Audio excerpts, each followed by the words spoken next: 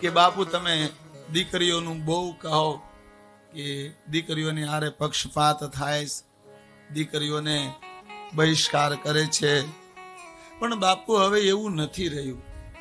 હવે સમાજમાં સુધારો આવી ગયો છે.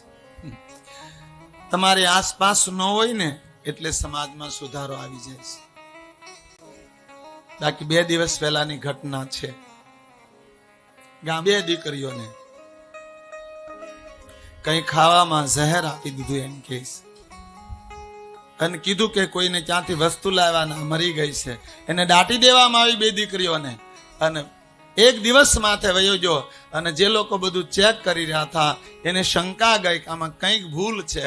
પરિણામે એ 2 દિવસ પહેલા દાટેલી દીકરીઓને કાઢી અને એનું પોસ્ટમોર્ટમ કરવામાં આવ્યું તો ખબર પડી છે કે આને ઝહેર આપીને મારી નાખીશ. ફૂલ જેવી દીકરીઓ છે. આ પેપરમાં જોતા હો, સમાચારમાં જોતા હો તો આવ્યું છે. કઈ રીતે મા બાપ કહેવા.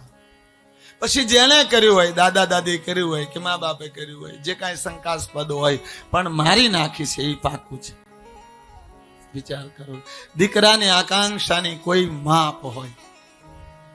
સંસારમાં કયા સંબંધ માટે ભરોસો કરવો એ સમજાતું નથી વર્તમાનમાં.